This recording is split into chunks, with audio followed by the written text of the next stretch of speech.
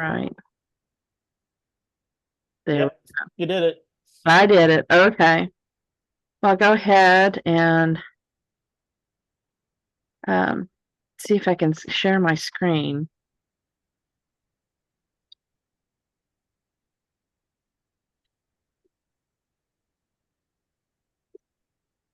Nope, there we go. I guess is that sharing it?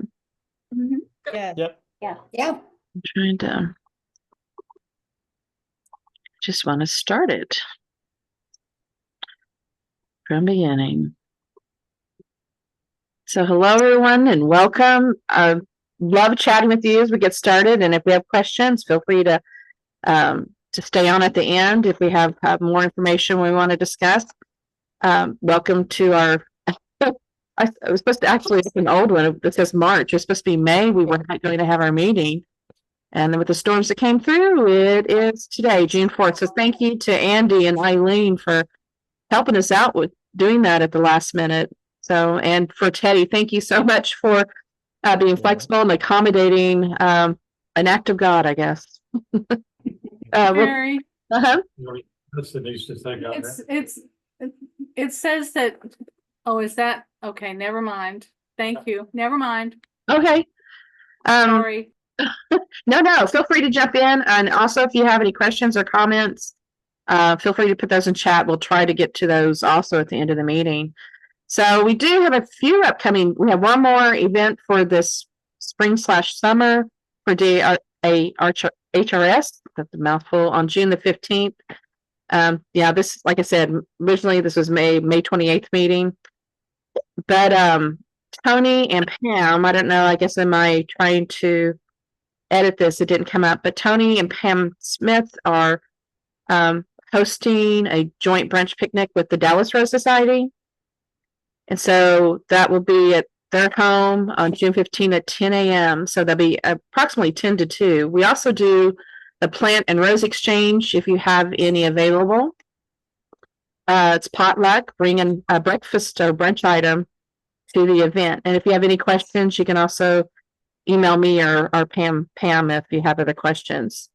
The Texas Rose Rustlers they have 3 meetings a year, and their second meeting is July 20th at the Mercer Arboretum. So you Houston folks, I guess, know where that is. I have no idea where that is. That sounds like a very hot meeting. Sherry?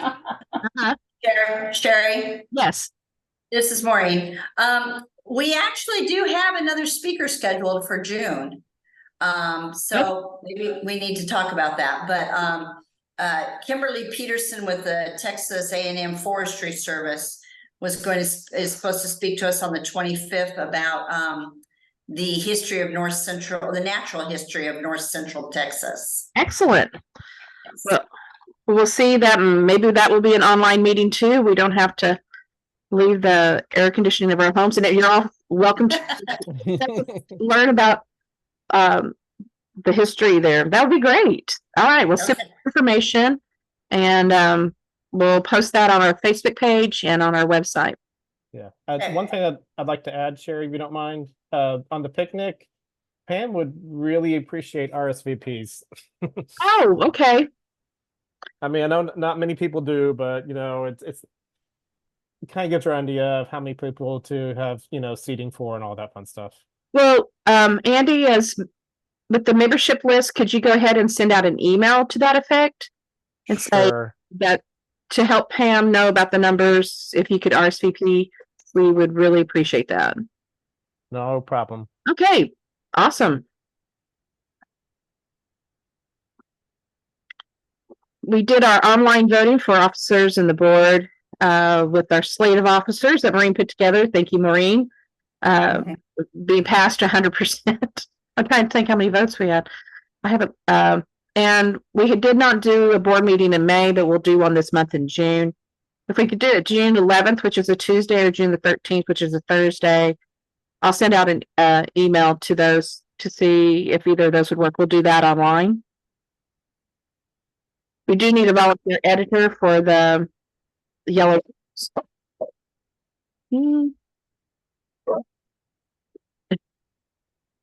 And we need someone that's, if they're not into writing, they're actually can just take the role of editor and soliciting information from members of our group and then compiling it into a newsletter. Andy has been a former editor, and Carolyn Hayward has been a former editor, and Pam Smith has been a former editor. So if you might be interested in that, just let us know. And I had taken this picture, and maybe Teddie recognizes it. But this evening, I'd like to introduce Teddie Mower, who is the daughter-in-law of Anne Belovich, and currently one of the caretakers of their gardens. And she's going to speak this evening on their gardens and legacy. And so I'm glad y'all could join us. I'll turn this over to Teddie. Do I need to add her as the... If you can just share the screen, that's probably the best way. All righty. If we can do that. We'll go back. Go up here.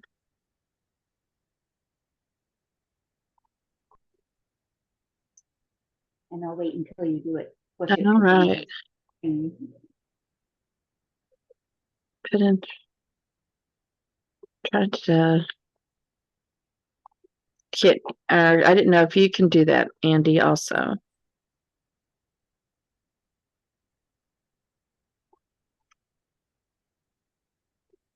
Does it say anything? Does it let? Can I do it? There we go. Can you see it? Yes. I guess I can do it. That's, I didn't realize that. Okay. There we go. Okay. So I titled it 1,000 Roses because on Anne Belovich's Gardens and Legacy, because most people don't realize we have more than just the Ramblers. The 350 that are at Chambersville are now at the DAHRS Center. And we have a lot more roses than that. And I love this picture of Anne, so that's why it's there. Just for an overview about what we're going to do, I'm going to talk a little bit about Anne. I could talk about her all day because I miss her so much, and she was a really cool woman. But then we'll get into Anne's rose story, what I've been doing for the last 2 years, and then what's in store for 2024, even though we're almost halfway through. But oh well. I'm always behind. I feel like I'm always a season behind with the roses, because with 1,000 of them, you might only imagine how long it takes me for everything that's supposed to happen in each season. So a little bit about Anne. She was born on October 5th, 1924. So she would have been 100 years this year. And that was her goal, to be 100 years. And when she found out she wasn't going to be living to that, she gave me a long list of things that I had to do. And one of them was to have a birthday party. So we will have a little birthday party on October 5th here. And when I was at the ARS last month, they had a cake. And I thought that was so thoughtful of Claude Graves. They had a cake. And so we kind of celebrated her birthday while I was able to see the nursery there of her Ramblers. Anne didn't always like being in the garden. In fact, that first picture on your left-hand side, that's the picture she called the prisoner in the garden, because she loved the ocean more right from the get-go. And they lived on a bluff, and she would run down there just at 2 or 3 years old.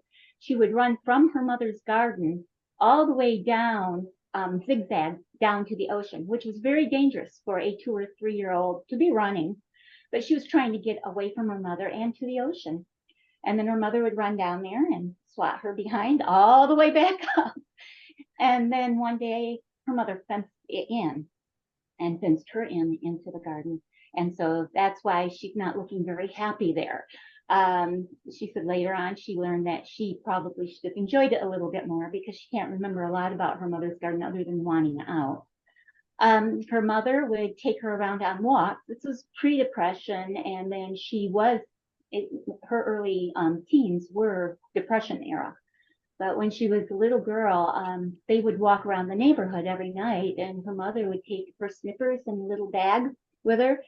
And I would imagine most of the neighbors did this, but they would go around and they would snip, snip, as Anne would say, and they would find flowers that came into that community, that neighborhood would be in everybody's backyard before long.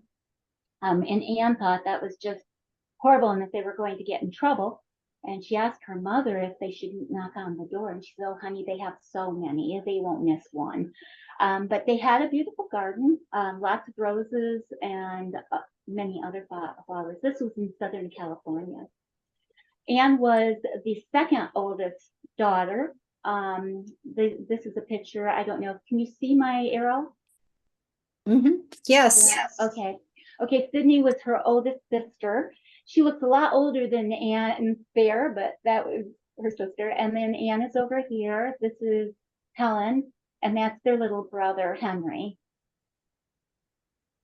Again, Anne loved the ocean. And when the Depression started, they had the silver mines were closed down in Mexico, and that's where her father worked. He was an engineer. And so he came back home without a job, and he felt like the only suitable, respectable job for someone then would be being a fisherman. So Anne's father was rather gruff and a little bit hard to get along with, but she could get along with him. So her mother would send her out with her father out into the ocean, and they'd be gone for months at a time fishing and selling fish when they came back, and they were able to eke out a living. When they were at home, they foraged the hills and ate a lot of fish, obviously. During the Depression, they had very little. And Anne remembers going to bed hungry. And she said, I think that was probably when she vowed, she told me later that she vowed that she would never be that poor ever again and go without food. One thing that the ocean helped with and her time out on the ocean was that she collected biological specimens for Ed Rickards. And I don't know how many of you are really into literature, but Ed Rickards was John Steinbeck's model, if you will, for Doc in Cannery Row. Right. And they were really good friends, John Steinbeck. So Anne would go out and collect biological specimens for his laboratory, which was very popular at that time, and bring it back to him and get paid 5 cents, 10 cents. But it was a way for her to use the ocean and what she was learning out there to also learn about biological specimens.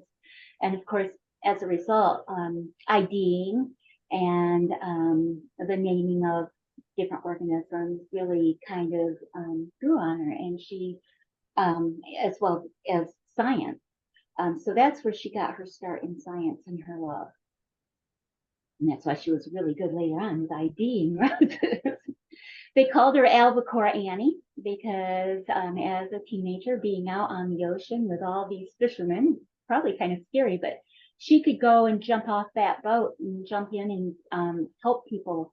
And she did once. There was a boat that had gone ashore and crashed, and she was able to jump out, get them all lined up with lifesavers and bring them back into the boat and everything. And that's where she got her name, Albacore Annie. Plus, she always got really good catches, so they were all impressed. Lloyd Hellenbaugh was her first husband and my husband's father. Love of her life. She told me that if he had lived through World War II, he was shot down behind the enemy lines. And if he had lived, she felt her life would have been totally different. And that Rick would have had lots of siblings. That's what she said. You can see, I think this is the most adorable picture. That's his pilot outfit. He was home on leave, and she wore it, being kind of silly. And that's Lloyd in his pilot outfit, and that's Anne and Lloyd just before he went back. So she was probably pregnant for Rick at that time. Rick was only 2 weeks old when his father died, and Anne was only 19. And I think this is another kind of turning point in her life where she had to make it on her own. She was a young girl, and she hadn't finished high school. She had run away with Lloyd and gotten married. and he had worked on the and he was a really wonderful, wonderful photographer. So her interest in photography grew. He was very exciting and very adventurous, but she hadn't finished high school because she ran away with him. And so that was probably the first order of business. And we think about that time in our life, during World War II. We honor our veterans and we talk about how wonderful it is that they served. We don't always talk about what the widows' lives were like. And Anne always felt like they were kind of humiliated. The pensions were not large. And when she decided that she wanted to go back to high school, the principal made her sit down and said, hey, I don't know if I want you here because you're married and or you're a widow, or you've been married and you have a baby. And I don't want you to be a bad moral influence on the teenagers, the women here, the girls here. And she said it was the most humiliating experience ever. And that was something that I hadn't thought about with the widows of 1944. I was really shocked about that.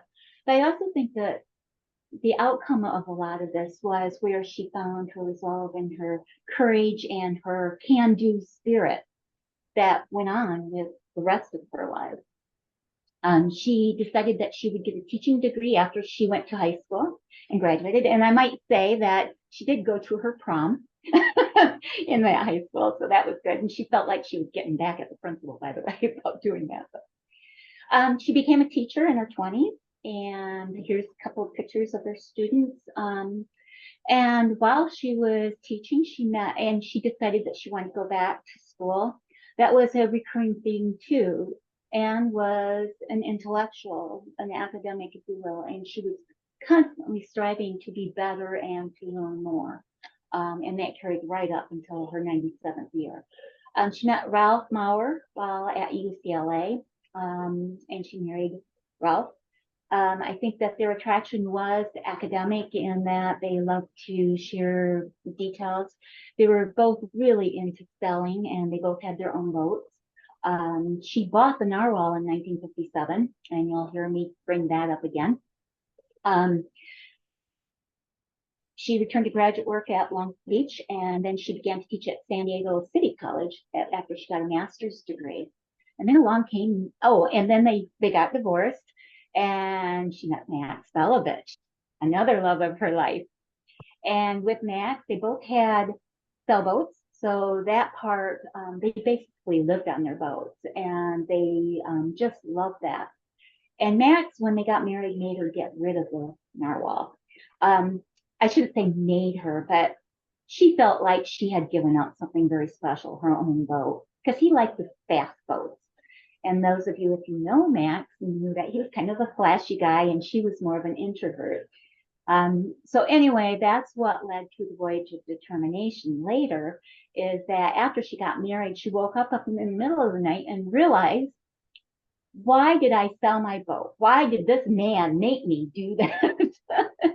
And so she planned her trip. And that just shows the character of Anne. When she put her mind to something, she did it. She went down to New Zealand. She found narwhal. She had to fix it up a little bit because it was not seaworthy. She had bought it back sight unseen, and when she got there, it needed a lot of work. She hired a crew. They took off, and if you've read the book, you know that they had lots of problems, capsized, scared the crew. They jumped ship at the next port, and found a couple of people to help her, but basically she took the boat all the way back to Hawaii. And the book does talk about how difficult that was, and her gutsy attitude. This picture over here is another thing that Max and Anne shared. It was the love of dog sledding in Southern California. That's very difficult, right, Anita? And so she had to go to the Sierra Nevadas a lot, which they found very expensive. So as soon as they both retired, they decided to go to Washington State because of the dogs mostly. And they got very involved in the Seattle dog sledding community. When they moved here, she decided that they would build their first house out on Camano Island. She got some books from the library. she figured it out, and Anne always had a knack for engineering anyway. So they built their first house. You can see some pictures of her building, and she liked to remind everybody that she did build the houses. It wasn't like she gave a lot of directions to Max, but she did do the construction. Once they built that house, it was gorgeous, but Max didn't like it because he felt it was too dark because there were a lot of trees around, even though it was on a bluff of property now you cannot buy right on the ocean. They bought this property and built their second home. And because so many of the neighbors liked it, she decided that she would open her construction business at 65. She was in 1989. And she built 25 homes. And she liked to tell everybody that the business was hers, not Max's. Because when people called, they always wanted to talk to Max. And Anne really didn't feel that was appropriate because she was the boss. It was her business.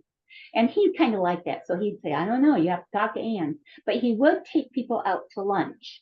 He liked that part of it. He loved the wine and dine stuff. And then came the roses. I feel like this is like she lived her life in thirds. And that's why this was the last third of her life. You are never too old to come into roses or to start things. And I think that she's a testament of how much you can accomplish after 65, construction business and the roses. So here we have Max digging holes, which he hated to do, but he would do it for Anne. Here is what the yard around the house looked like. Her first endeavor was mostly Austin roses, although the first rose she had was Alina, which I believe was bred by Dixon. Her niece and her sister and her niece bought her Alina, and it would have been right in this area. It's no longer there. I think she moved it to the formal garden because there is an Alina out there now.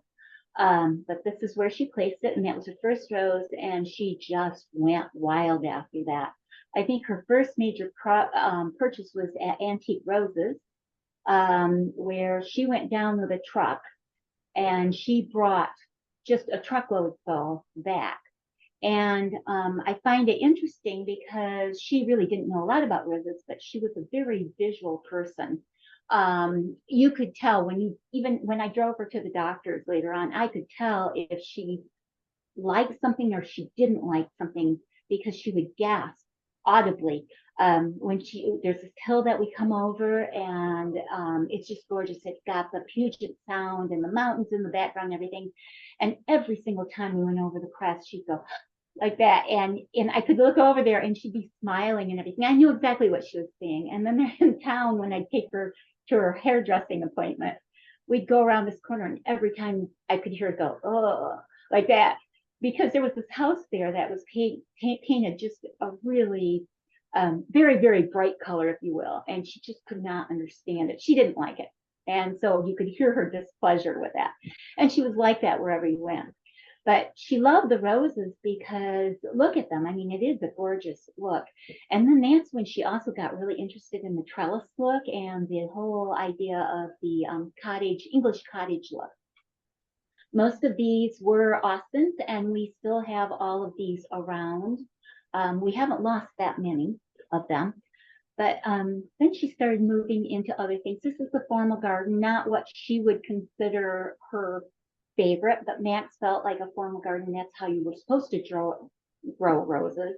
And this is where they'd have their tea parties and everything. Max would take pictures of the place into town and bring back everybody at the diner or wherever he was, and they'd have wine and talk about the roses on their at the pavilion.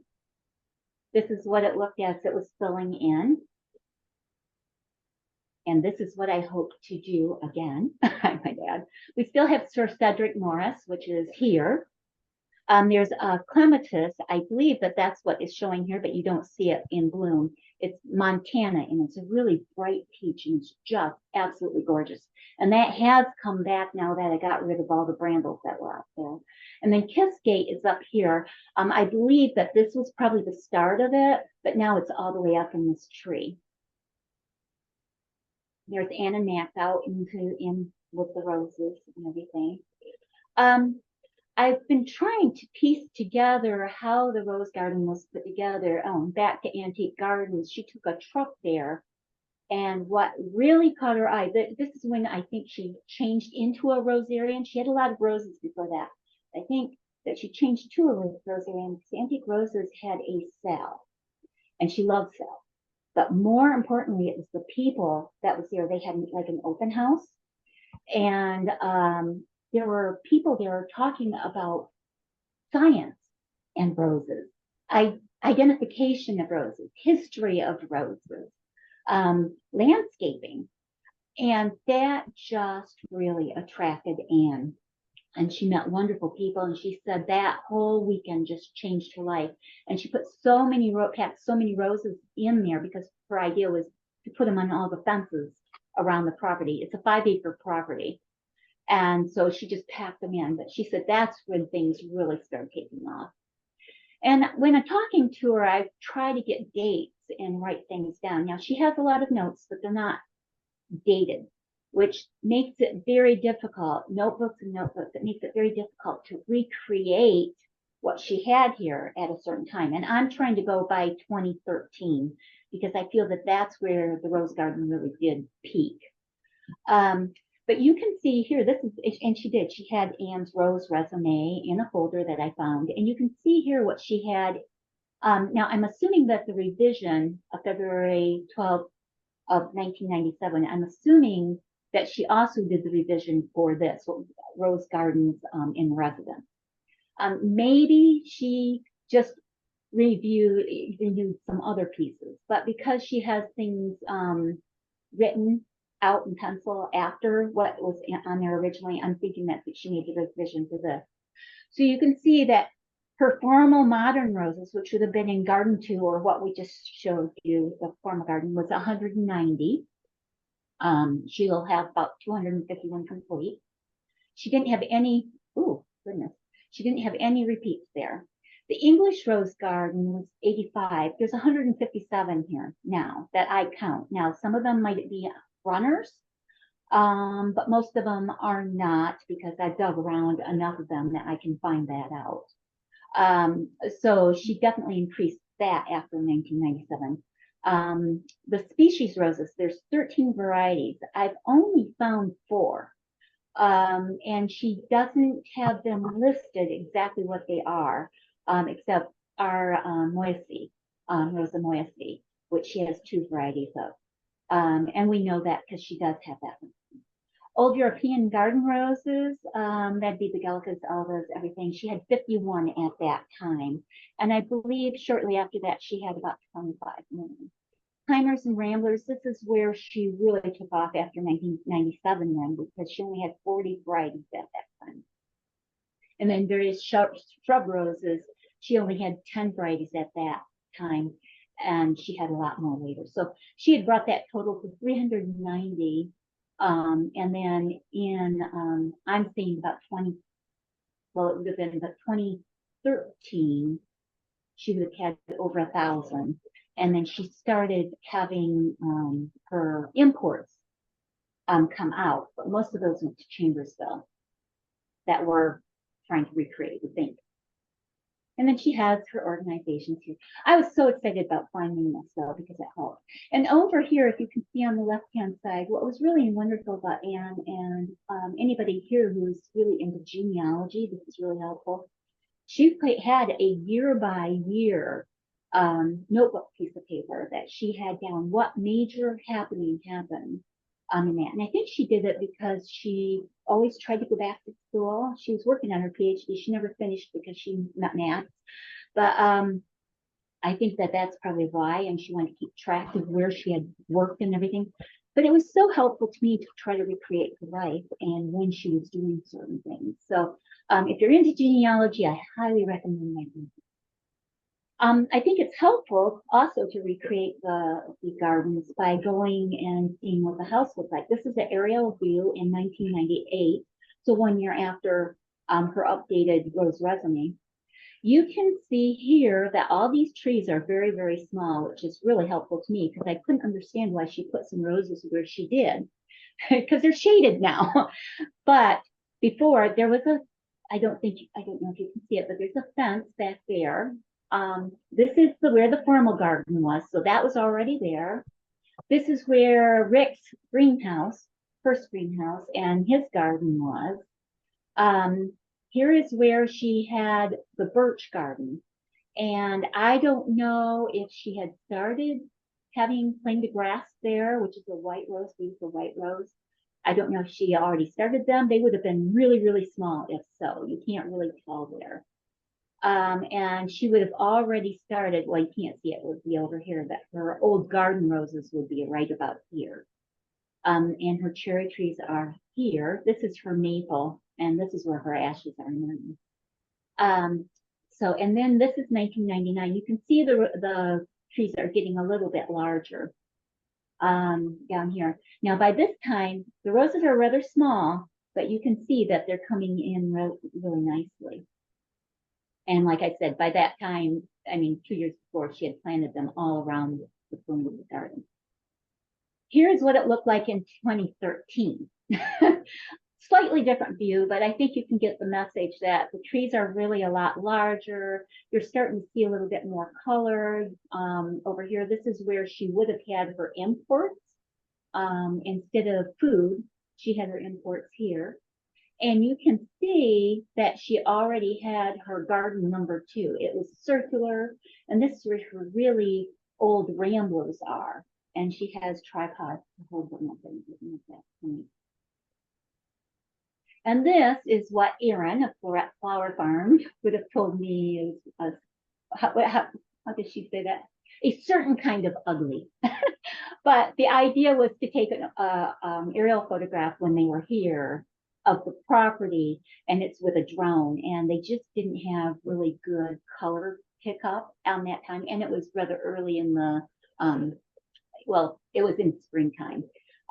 For you, it would be very early springtime, but here it's like late springtime for us. It's 50 degrees today, people, so we're still in spring. So I think you can get a good idea, and you can kind of see the flowers. Here we have pergola number 2, and this is where the some of the Geschwins are and the older ramblers. This is what we call outer circle, and it goes all the way around like this, and again, ramblers and imports. This would be garden number 2, and this is garden number 1, or the formal garden. Now you can see plain de grass. You can kind of get that white color to it, and that's right here. This is where the memorial is. In that middle part, all of the dog. It's a hexagon, and the dogs are buried around there. And then Max is in his ashes in the urn, and that's what she wanted. You can see that the flowers, the roses, are growing on all of the fence lines all the way back. So you're starting to see some color. The ramblers do not bloom all at once, which to some people, they want that aha moment where you see everything in bloom. But usually there's kind of like a peak, but then you get different things later. And I like that because when one rambler is not blooming, another one is somewhere on the property. So yeah, and Claude at Shreveport said the same thing. There's kind of a peak, but you know, not all of them are in bloom at the same time. So, and then the Austins and other more modern roses would be right around here. And when I say modern, remember this was planted mostly in the late 90s. So they're still a little bit old, and at some point they will be older. But if you're using modern in the heritage rose sense, yeah, they are modern. Let me think. Okay, and down here, right here is where you would find the old garden roses garden. So the Aldous nest and things like that. Okay. Erin's father, a lot of people don't know this, but Anne was really good friends with him, and he did a wonderful article in the American Rose on Anne. And he was the one that coined the phrase the grand dame of roses. Anne traveled gardens all around the world, bringing mostly American bred roses back. A lot of people think that she just kind of went out there and just took whatever she could, but no, she had plans. It just changed as she went along. But her biggest focus after she met Harold Enders was to bring the American bred roses that had gone extinct in America back to America, because she knew that importing roses was going to get harder and harder. And she did call it, because now you can't do that. In fact, that's how we reunited with Erin of Floret. You know who I'm talking about when I say Erin, right? A Floret flower farm. Okay, yeah. Yeah, that's how we reunited with her, because she wanted to import, and when the USDA officer said you can't do that anymore without a lot of expense. So that's how she came back to the farm and started talking to us about getting cuttings.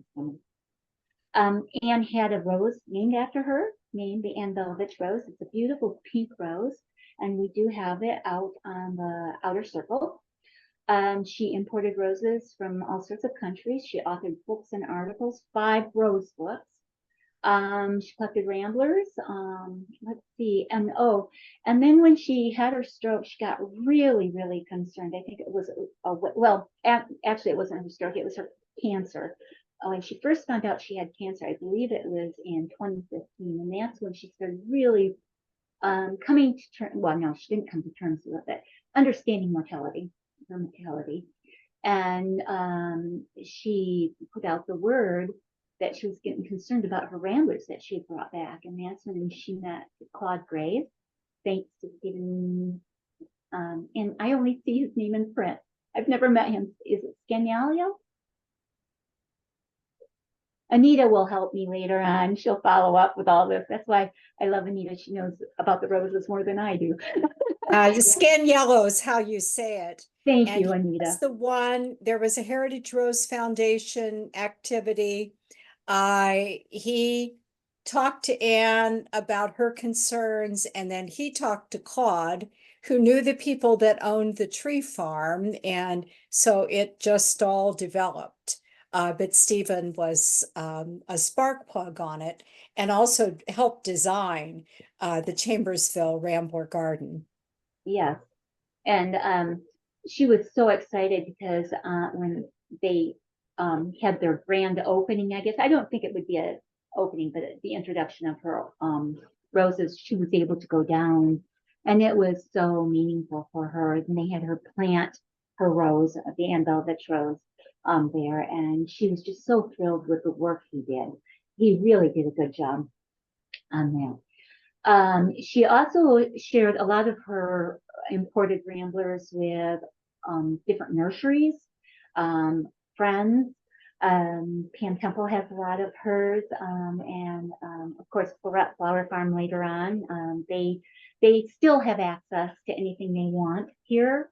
Erin has a big mic because she's so good at social media, and we are just absolutely thrilled when she comes here. We know it's secure. And we need to get those 40-year-olds really active. And now I'm looking at the 20-year-olds too, because we have to keep all the generations moving forward with it.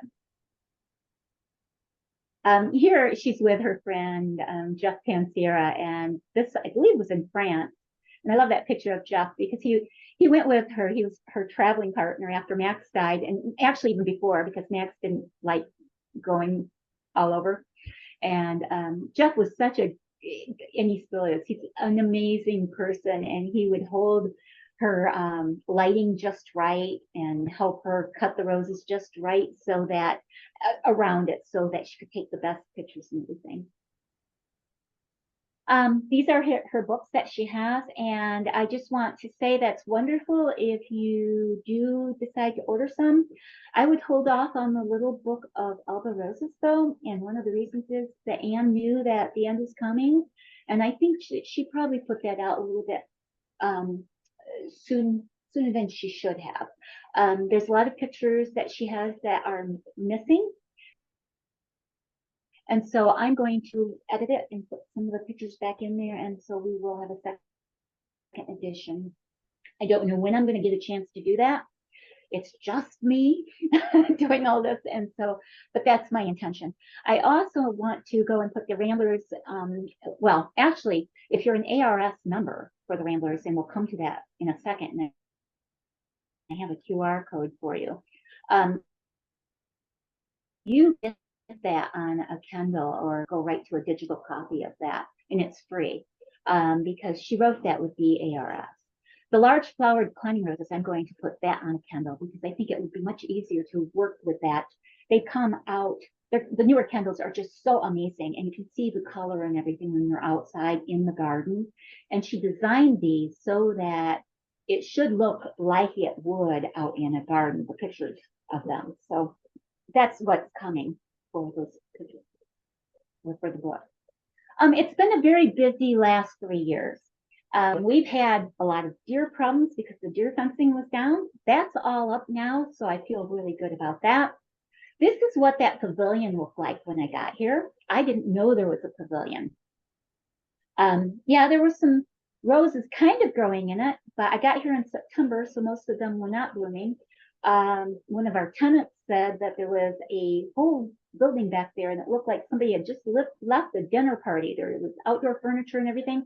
So I got up closer and closer, and blackberry bushes all over the place. And all of a sudden I saw a little diamond from one of Max's trellises. So the first couple of years, that's all I've done. And thanks to Floret Flower Farm, they came over. And if any of you watched season 2, episode 1, they came out and helped me with the north fence. And they didn't feel like it was that big of a deal, but they brought out their whole team of like 65 people. And it was a big deal to me that I would have never been able to maintain this place had they not given me that strong footing to move forward. So now I get blackberry bushes coming up, but I have them under control and I have the time to dig out the roots, which is the only way you can get rid of them.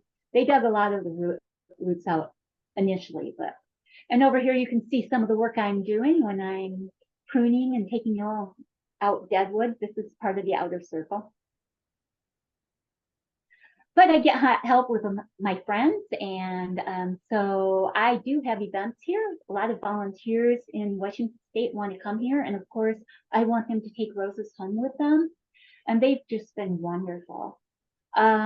Identification, that's been very, very difficult. You can see one of Anne's many drawers, file drawers, of how she did things. We have invoices from her imports. And this is just one of 4 drawers just about roses. She also has some clematis, about clematis, and let's see, what other roots she's using? Oh, rhododendrons. We have a lot of those. But I am not going to even be able to get started on those. So I am really looking to make sure that her roses get out every place. And you can see I'm trying to ID the Austins around here. The Austins are fairly easy to ID, and especially with her list that she left me, I know what is still there and what is no longer there. Took me a long time, but I figured it out. And here are some of the pages from lists that she left me of her roses. So you can see it's pretty intense when you get out into the other areas. But I'm very happy about, she put the locations on them. And if it hadn't been for that, it's like a puzzle. And if it hadn't been for all her notes, I don't think we could have ever gotten any of the IDs back. And there's enough tags left. A lot of them were taken out, but there's enough left that give me kind of a marker of where to start at, so that if I don't quite know the direction she was going in when she started writing out her list, I can figure it out. If I can just have 2 points you know, what this rose is here and what this rose is. I know which direction she went because I can go right down the list.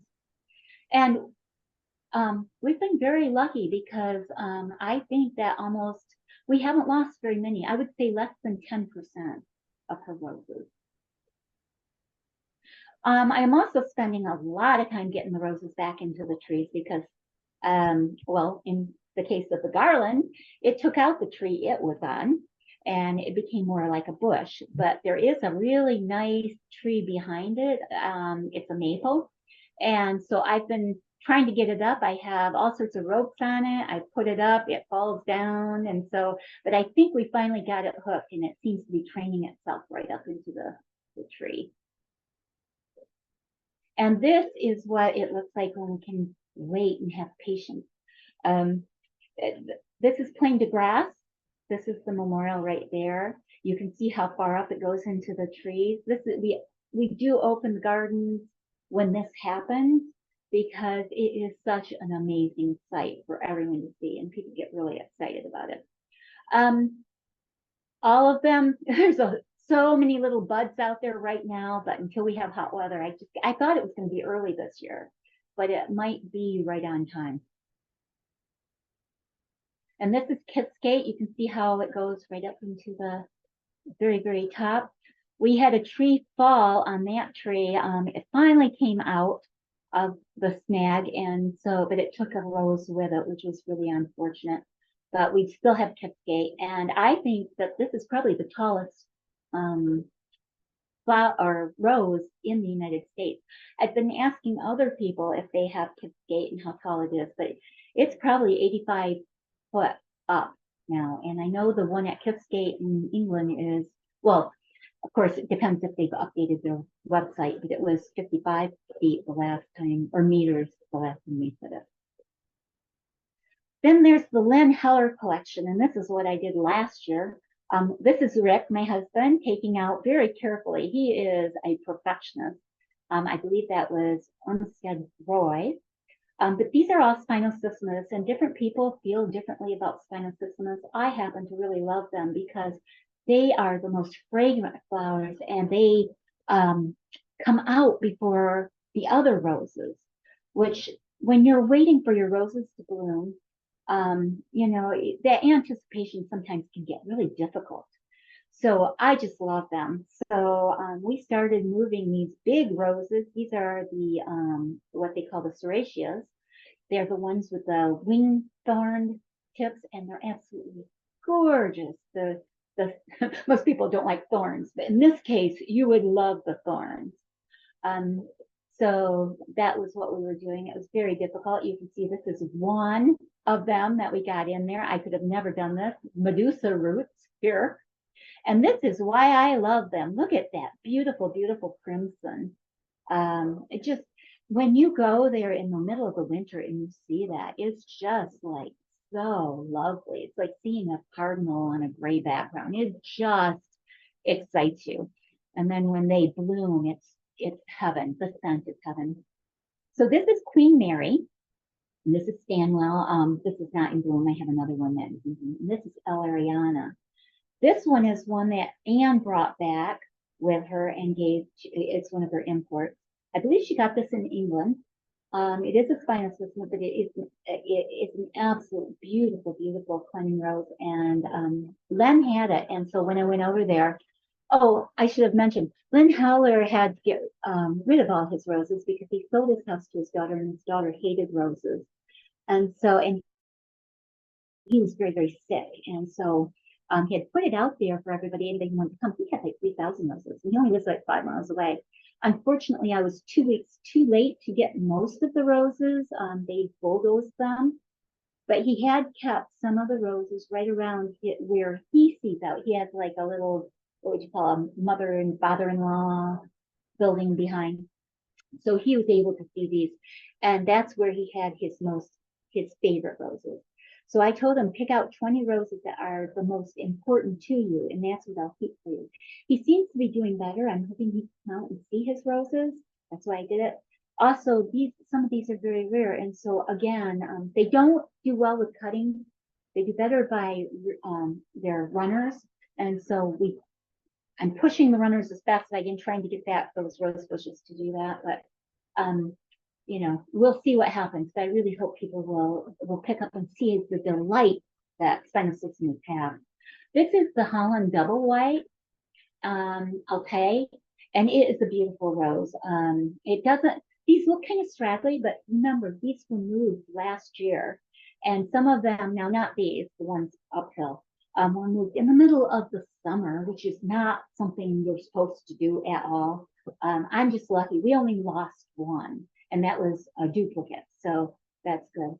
Here we have Queen Mary again, and that's Stanwell. And I'm saying Stanwell, not Stanwell Perpetual. So I wanted you to see how gorgeous Queen Mary is. Now, in England, it's hard for me to differentiate here, but in England, this would be Mary Queen of Scots. This is but it's sold as Queen Mary because when Peter Bills found a rose here, he named it Mary Queen of Scots. So here we can't duplicate names. So here we call it Queen Mary. But this would be the original one that Graham Thomas would have described. But that bicolor does look like that. That back, that is a beautiful white with that beautiful pink on the inside. And the smell is just amazing. You walk through there. In fact, I can smell the Spinosissima from the porch of my house. It's just incredible. And this is the Stanwell. It was bred by Lee, like Stanwell Perpetual, but you can see it looks very, very different. This one never made it into commerce. Len had no idea why, but that, you know, it's another finished rose. This is the only one that he knows of that's here, and it grew right next to Lee's Stanwell Perpetual. But so if anybody wants this, I'm willing to give suckers of this too, or runners of this too. Here's the Holland Double White a little bit closer. This is Prairie Peace. And you can see everything is wet here. And this is a beautiful finished rose. Again, beautifully fragrant. This is Allard. This is Len Heller's favorite rose. And this is my favorite, Prairie Magic. There aren't very many of these. It never got into commerce. And Len said that he thinks it's because it grows very narrowly. But look at what you get. Look at that flower. It's just amazing. And it blooms a long time. Here, this one started about 2 weeks ago, and I see buds on it. So it's going to be another 2 weeks in bloom. And that's long for non-repeaters and for a Spinosissima. And the reason I'm showing the Spinosissima is because I was kind of hoping to take you on a tour. And then when I realized I wasn't going to be able to do that because it's been raining nonstop, I went ahead and I took pictures of what's out there when they were blooming over the last week. And you might know who this is. This is Erin from Floret Flower Farm. And this is when they were here filming the season 2, episode 1. And they were talking about the north fence. This was all in blackberries. I could just barely cut through it with a lawnmower, and they widened things up. Their team is down there, not their photography team, but the team that was doing a lot of the work was down there, and so they had already cleaned up a lot of this. But I am just so grateful that Erin did that for us. That was really wonderful. And this is Nina. I don't know if you know who she is, but she is a horticulture specialist. She has a beautiful garden. She works for Erin and helps her with the roses in particular. And then speaking of Erin and Floret, they are up for an Emmy. And so if you want to learn more about it, I have the place where you can look at. It's on the Emmy app, I guess it is, but you can also go to that. But yeah, they're very excited about this. I put just in because it came out about 2 hours before I was supposed to speak last week. So maybe you already know about this. But yeah, Blue Chalk Production Company, which is out of Seattle, they are so excited. So we wish them a lot of luck. And I am sorry, and this sounds so weird, but I have not seen episode or season 2 yet. Partly because my husband didn't want to hear his mother's voice. So we put it off for the winter, and the winter is the only time we would have had a chance to sit down and actually watch it. So Erin is after us all the time. Have you watched it? Have you watched it? And I just keep telling her, no, not yet, but we really plan on it. So it's still on Max. It's still, you can still get it on Discovery Plus. It's on Amazon Prime as well. And the website and blog, I do my best to keep it up. I don't get on there as often as I like, probably once a month. But somebody mentioned this the other day, and then a lot of other people have said, kind of giving me different renditions of it. But they would really like to know what roses she has here. And I've kind of held off because, you know, I'm trying to ID them myself, and I'm not an expert in any way, and it takes a while. I think I'm to a point where I, you know, garden by garden, I can start putting that out there. So I have one more blog coming up that I'm trying to complete. And then after that, I think that I'm just going to, you know, go fence by fence and garden by garden and put what is there that I know of and what I know we don't have. And I think that will help a lot of people know. So if they're here, they'll know what they can get, the cuttings. And then here are some of the things that our Heritage Rose Society does. This is Heritage Roses North West. I'm an active member. I'm a member in a lot of them because when I first started, I was trying to glean any information I could get. But I'm going to stick with these people because they've become such great friends, and I have so much fun with them. This is our Rose Show.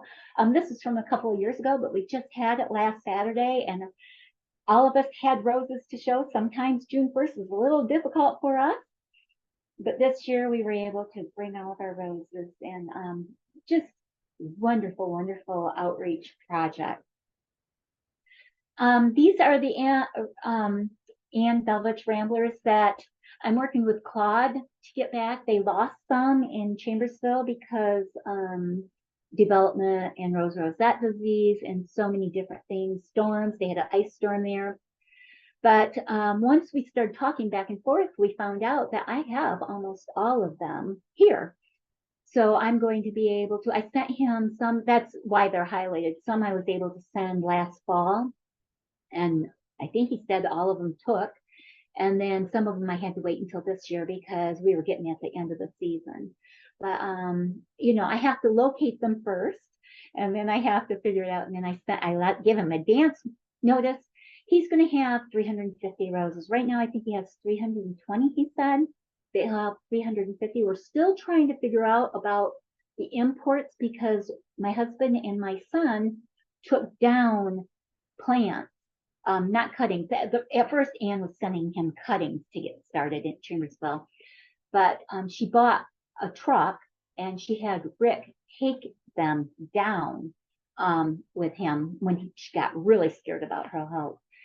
And for some reason, we can't find most of them, and that would have been her import. So we're still looking. We're hoping that maybe she had taken cuttings and put them in other places. We did find that true for about 3 of the roses.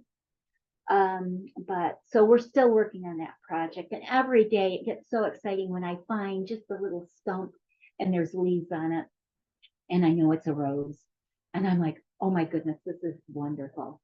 We don't give up on them until a year has gone by and nothing has happened. So what's in store for 24? And that's Anne. That was at her last birthday party. She was telling people what they were supposed to do. So this is Anne's birth year, 1924. I was able to go to Shreveport, Louisiana, to see Anne's collection, her nursery. And this is Claude. And in 1 year ago, I was really not sure how that project was going to turn out. And other people that are on the board of ARS kind of shared with me, they were kind of concerned that that project has really come together. And I am so excited about it. Because when I went to the Save the Ramblers event, what they had been able to do is they're going to put them back in commerce, which, I don't think that should be the only way, but that is one of the three things that they're doing to get these roses out there. And Heritage Roses has agreed. They took 10 cuttings of roses. They signed a contract. They're going to give out, I think it's 3 roses they're going to introduce in 2025. So it will be in their catalog. It's Lady Gay, Casimir, I can't remember the last name. Casimir Moulet, I believe is how you say it. And I can't remember what the third one is, but I'll keep trying to remember it. So those will be back in commerce with 7 more to go.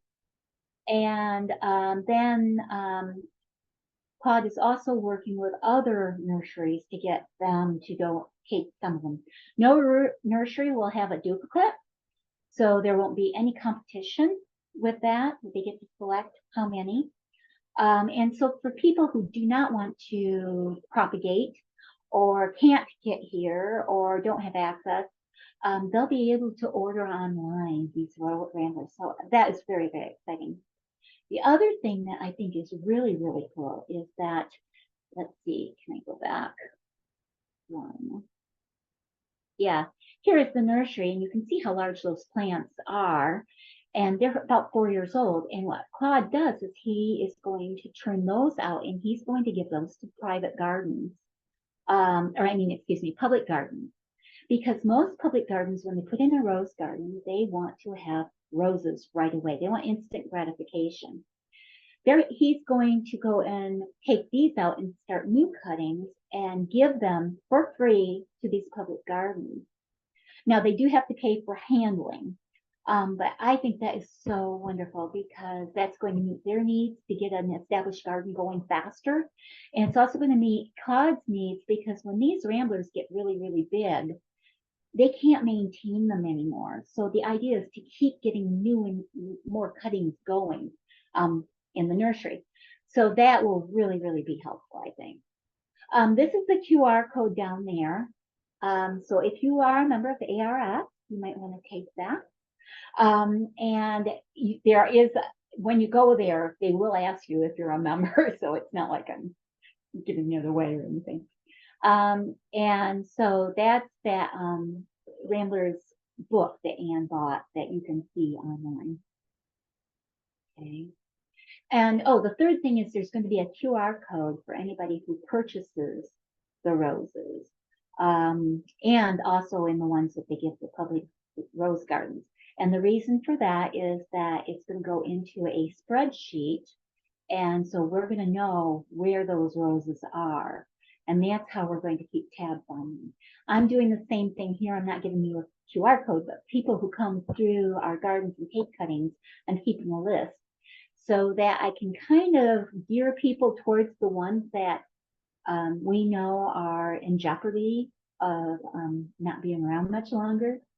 So yeah, we're doing our best to get as many out as we can. And then let's see, so we're having events, organizing, maintenance and replacement of structures. These were all built over 30 years ago, so we have a lot of things falling down when we're trying to put them up. One of my big initiatives is Michigan and Indiana gardens, because I have a farm in Indiana still, and my family's from Michigan. I wanted to see what roses would do best there, and that was a journey in itself, but mostly the Cordis roses and the Geschwins, and there's a few other ones too that we'll be able to share. And I'm going to be speaking at the Indianapolis Rose Society. And I'm taking cuttings out there with me that should do well there. And then Anita, and she can talk more about this, is going to be on Rose Chat with Teresa Byington, and she's going to be talking about more about the roses, which, as I mentioned, I'm always a little nervous when people ask me to talk. I let them know right away I am not an expert at roses yet, but Anita is. And of course, getting roses in as many backyards as possible. This is my next generation. This is my granddaughter. She is just really into roses. And that's it. this is the pictures of the roadies because not too many other things are blooming.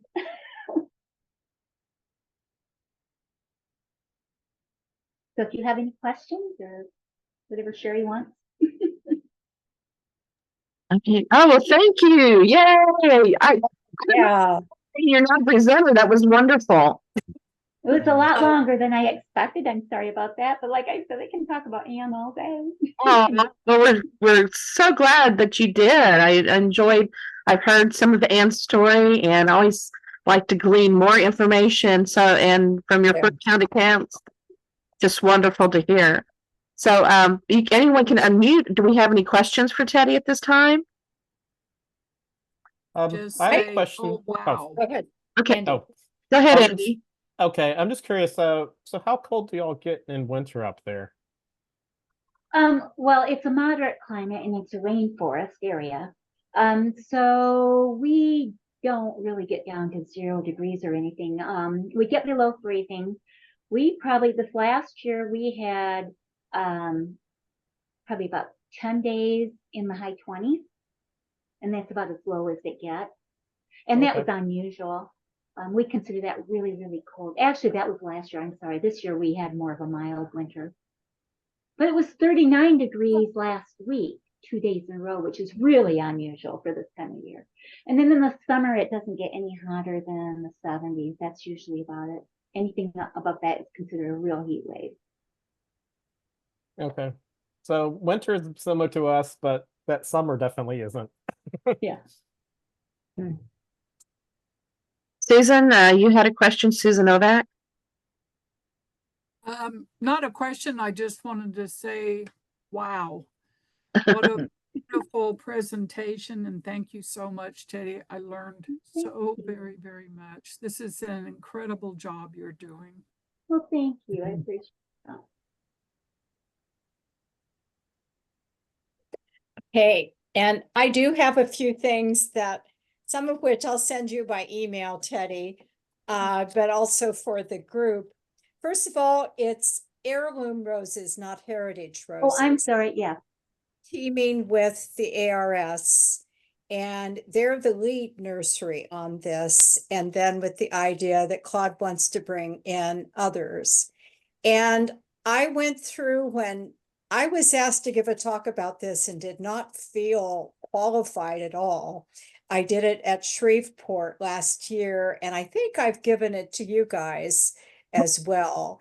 But I went through and I read everything I could find that was written about Anne or by Anne. And there are several articles in the old Rosamundis from the Heritage Rose Foundation. And I think I can piece together for you some of the timeline. And also, I think heirloom roses used to be called heirloom garden roses or old garden roses. And I think that's where she went and took the truck down because they had the sale. And so I think I can help you a little bit with that timeline from those articles. I know you told me you have the Rosamundis, but when do you have time to sit through and do that? I And have 4 wish- closets full of Rosamundes and everything else you could have possibly imagined. Yeah, and so I wish I'd taken better notes, but it's not that hard to pull them out and find them and tell you maybe, some way we can share that. But any of you that have the Rosamundis, it's in there. I also wanted to comment about the finding or the growing Floret episode. I paid for Max TV so I could watch that and got a subscription to it. And another thing in that episode is a wonderful segment with Greg Lowry, who's also working with Erin, and Erin's taking on his collection of Gallicas and OGRs.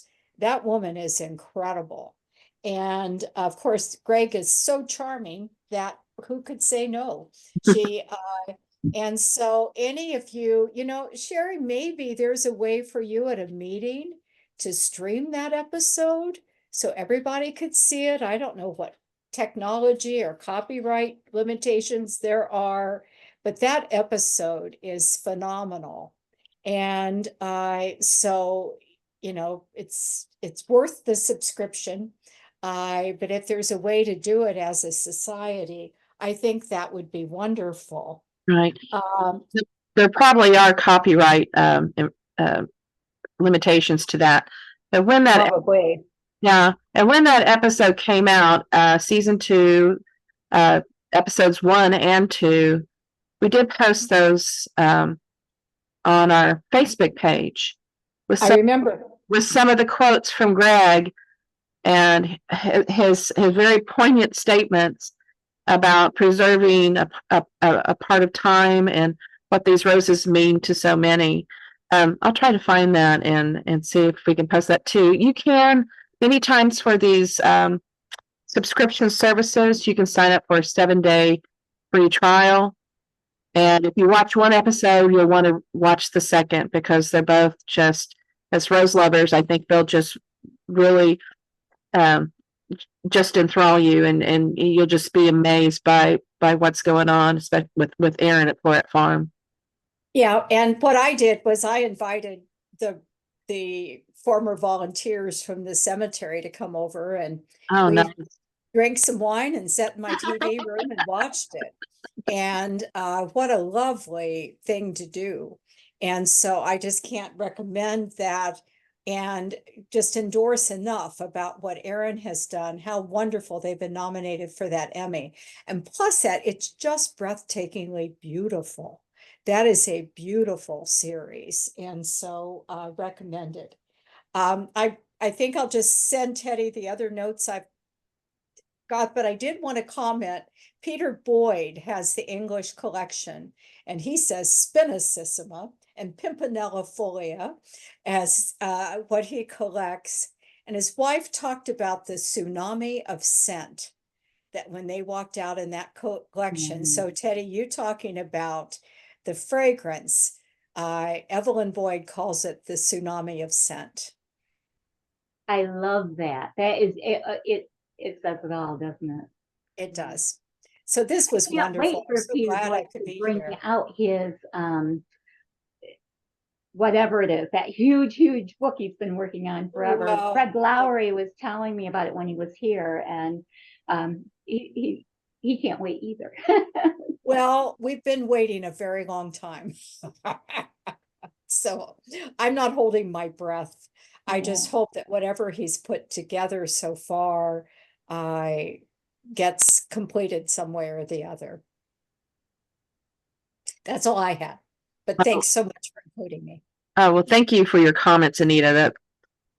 That adds so much to and let us know that you're a great source to also use when we have questions about some of these old roses.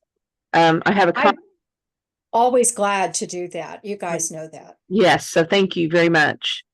There's a comment from Don Edwards who says, "Thank you. Enjoyed the presentation, Teddie.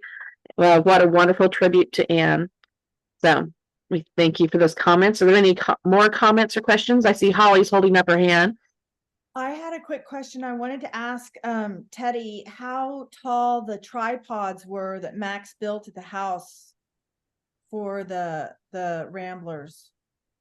They varied in size, but the ones that we have around garden number 2, which are still really intact, they're 10 feet. Okay. 10 feet from the ground. You know, obviously you have to have 3 feet underneath the ground to hold them, right? But yeah, they're 10 feet. Yeah, and she initially, am I muted again? When I did go up and visit, and sat and had some wine with her and Max, a wonderful memory. And she said originally he used just the 8-foot tree poles because that's what was readily available. And they were terribly undersized. And so when I was trying to learn what to do in the cemetery, how to grow them on a tripod, the Ramblers we had in Sacramento, we made sure we got 10-foot posts. And even those, I would say for the majority of the Ramblers, they're too small. Yeah. Yeah. Thank you. Thank you for that. And I had one more quick question, actually, not for you, Teddie, but for you, Anita. I think it was a white lady's Lady Banks, or maybe it was the yellow Lady Banks that was going up the tree at the cemetery. How tall do you think that was? Well, we never were sure. We never had somebody take a true measurement, but we thought above 65 feet. Sadly, we had some terrible storms 2 years ago. Sounds familiar, right? We had 1,000 trees uprooted in Oh, wow. Sacramento over 2 weekends. And that pine tree didn't uproot. But the storms were 2 weeks apart. I drove by and everything looked fine the first week. And the second week, half the tree on one side broke away. There must have been a fork in the tree. And so the rose tumbled out of the top. And it's still there, but it's not going nearly as high now. But it was at least 65 feet. So if you've got an 85-foot cliff skate, it may be taller than that was. Thank you. Yes, that Kiffskate was amazing. That photo was beautiful. I can only imagine what it looks like to see it in person. It's amazing, and it's kind of striking because I'll be going out just weeding away and just working and wiping my brow and getting really dirty and everything, and all of a sudden I'll turn around and there it is. Because you kind of become oblivious when you're in the garden, and then I look up and it's just like, and it's quite a sight. A phrase of Anne's is clouds of roses, that she saw them going up in trees, being like clouds being in those trees. And that photo, a couple of those photos really show that. Thank you. Paul's Himalayan musk is now, it looks like a really, really huge shrub rose, but it's not. It just doesn't have a tree anymore.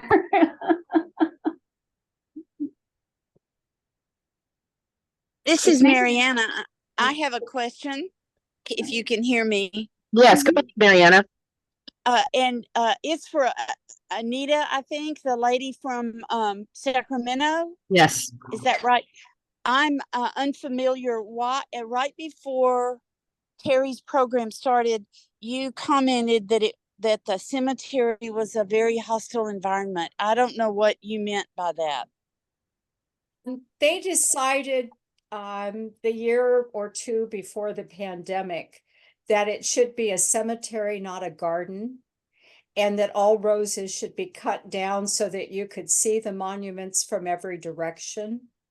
And they also decided there should be no structures of any kind for climbing roses. And they I had a terrible volunteer agreement they wanted us all to sign. We who wouldn't got booted. The ones that hung in there they booted them during the pandemic and never let them back. And so we volunteers are not welcome there. And it is no longer a rose garden. A lot of the roses are still there, but cut down to knee high, so you can see the monuments. Oh, okay. Thank you. This is Maureen. Thank you, Terry. Teddy. This was a beautiful tribute to Anne, but amazing presentation that you gave, and we greatly appreciate you. This isn't my normal presentation. I'm a science and environmental educator. I'm a professor, and this is a new thing for me. So I'm trying to. It was wonderful. It was wonderful. Thank you. Thank you. Thank you. It's good to see you, Holly. I only see you on Facebook. So good to see you're you. moving now. Good to see everybody. I miss California a lot, especially I gasped when you said it was only 50 degrees there today, because I was literally out deadheading my roses today in 100 degrees. Oh, goodness. So we're 102 today. We're talking heat dome. Oh, you were? That makes me feel a tiny bit better, but I'm sorry for you, Anita. Yeah, tomorrow's to be 104 or 105. So see my pink cheeks. Yeah. I'm looking to see if there's any more questions. I don't see any, but I'm just so excited to see happy Rose people. It's nice to see you. So thank you for those that chimed in on Zoom. Some do not prefer the online meeting, but it opens up new doors and it allows us to meet new friends. And I appreciate you setting that up for us, Andy, very much. Mhm. And if you have any questions, you can always contact Andy or myself. We're on Facebook. That's a great forum to post questions or share information about roses. And see what's going on in the rose world, not just in Texas, but all over. Yeah, because now I always want to know when the open garden days are. We don't know if we'll make them, but we can dream about coming to an open garden and Anne's garden. So, I hope you will. yeah, that'd be wonderful. All right. I don't see any more. Wonderful. Don't Just a see- wonderful night and presentation and listening to everyone. Thank you so much. And thank you, Teddie. Yes. I saw Peter came in at halfway part through the talk, so thank you for joining us, Peter. And hopefully we'll be able to get out, like we said, in our squishy gardens here pretty soon. And thank you for joining us too, Brenda. I know you're a new member, so. Well, we'll just have to, one of these days we'll be in each other's gardens, I'm sure. We'll come visit some roses, and whether it's Anita, I think Anita's already signed off, so we'll invite, oh no, Anita's still there, so. Oh, I'm still Go on bitter to your garden, so. Excellent, all right. I don't know, I don't have anything else to add. Does anyone have any other comments or questions? I know, it's 8:30 here. I don't know what time it is on the West Coast, but we'll go ahead and conclude our meeting, and we'll see you all. 6:30, almost 6:30. We'll Got see, a lot of days, like. and we'll see those that are local. We'll see you at our June brunch, and I'm talking to Maureen about our June presentation. So hopefully you can join us then. All right, Everyone. all right, thank you all, and good night.